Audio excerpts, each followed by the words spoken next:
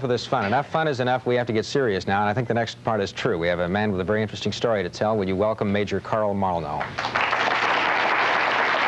Carl, how are you? Good. Your palm's a little sweaty. You'll be okay. You can say that again. How long were you in the Air Force?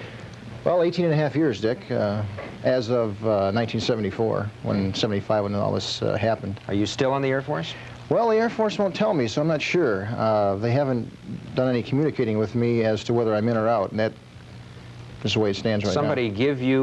Understood that somebody gave you a verbal discharge, is that right? That's right. When I was down in Denver, Colorado, at a little hearing they had to throw me out, the person in charge of this hearing board gave me a verbal discharge. He said that you're out.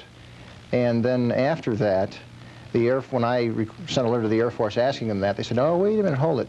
That hasn't happened yet, and the Secretary of the Air Force is now making that decision.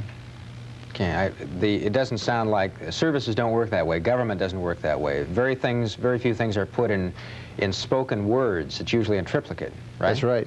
Okay, let's talk about why they were trying to throw you out in the first place. What kinds of things did you report? I reported basically things were going on in the Military Airlift Command, crew rest problems, crew training problems, problems with maintenance in airplanes, where the airplanes weren't really capable of being flown, yet commanders were trying to force the aircraft commanders into taking the airplane when they just weren't up to snuff. There are a series of regulations, and I think the Air Force is probably as tough as anybody else about those things. They've got a book like this of the kinds of things that are supposed to be done about crew rest and about aircraft maintenance. Now, are you saying that the Air Force was not doing those things? Well, yes. The Air Force has the regulations, the one on crew rest, for instance. What's it say? It says that a crew member, when you come to fly, a normal, regular crew, has a crew duty day of 16 hours. But 16 hours in all, you know, depending on how many approaches you make, how many departures you make, and the things that happen to you as far as maintenance, problems with the airplane, have a bearing on how fast you get tired.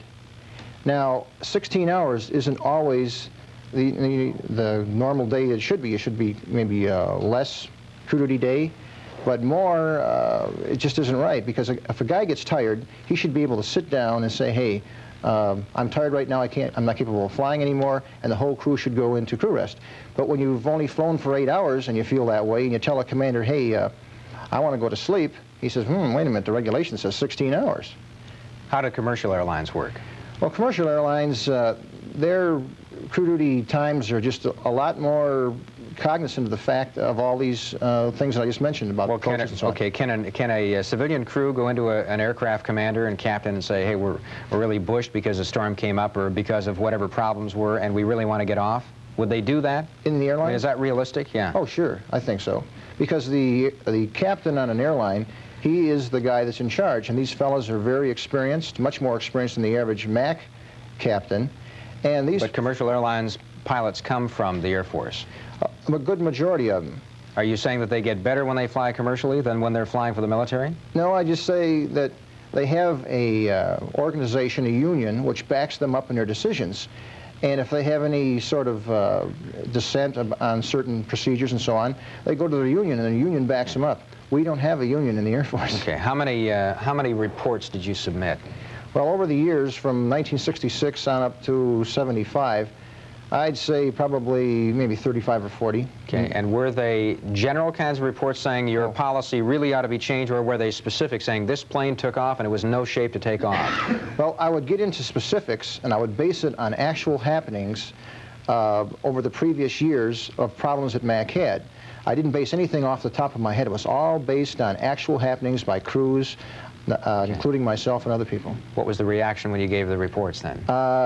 It wasn't a very good reaction. They said, in most cases, you'd send in a hazard report, and you get back and send in a what? A hazard report. Okay. A hazard report is something that could cause a hazard to you or the airplane or somebody on the ground. Is it standard operating procedure for somebody who notices something like that going wrong to send in a hazard report? Oh, yes, it is. In fact, it's your duty, because if you don't and you see a hazard, then someone else is going to get in trouble and may kill somebody. Okay, the results of... Did other people that worked with you send in hazard reports? Oh, sure, lots of them did. Okay. And why were you the one who got into trouble for them then? Because the hazard report that I wrote was based and pointed at the commander of the whole military airlift command and some of his lower commanders, and it was based on actual happenings over a five-year period, and based on my original hazard report in 1970 on all the things to do with TERPs, terminal incident procedures, crew rest, and other things that caused some accidents that have happened since 70 up through and including the accident in 1975 in the Olympic Mountains. Tell me about that. Well, the hazard report of the accident. The accident. The accident was a crew was coming back from over in Japan, and they started out from the Philippines. And prior to, taking off in the Philippines, they were up for about 10 to 12 hours prior to being alerted. They were alerted, and from the time you're alerted until the time you show up down to the airlift command post where you do all your paperwork to go flying was an hour, then another 2 hours before they took off. They flew up to Yokota, which is in Tokyo, Japan. They stopped there for 3 hours, and then they came on over to McCord here. And from the time they woke up in the morning until the time they started their approach into McCord, they were up 30 hours.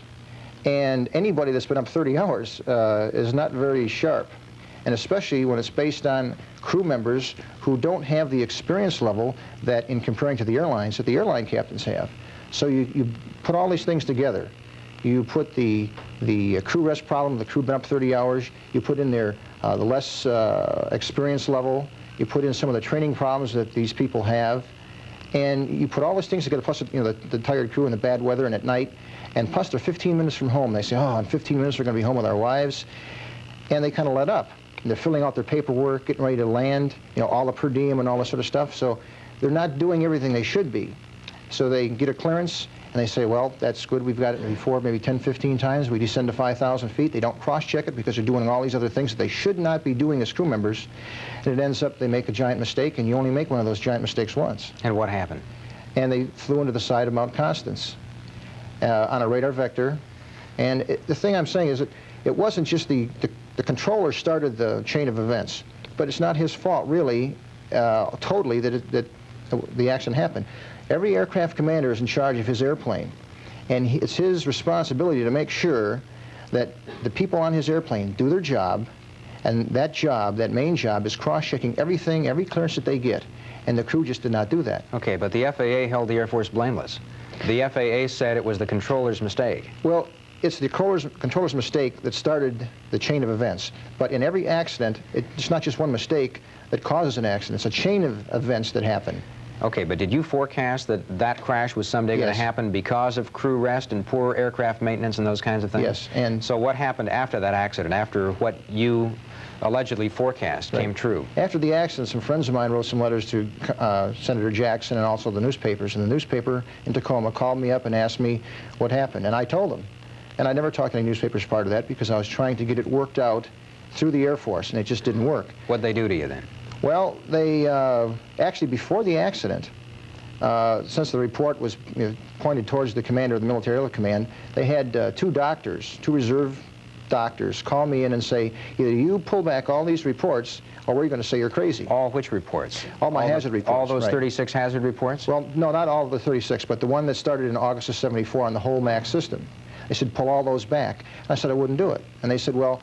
Hadn't they forwarded those things on to headquarters or wherever they're supposed to go? They didn't forward them. In fact, I told a few people that I knew who could not keep a secret that if they didn't send them forward, that I was going to go to Senator Jackson and some other people. So the word got to the commanders, and the commanders said, well, we might as well get rid of the guy before he gets this pressure on us. We need to break the story right here. We'll come back and finish in just a minute. This is Major Carl Mollnow on Seattle Tonight. We'll be right back.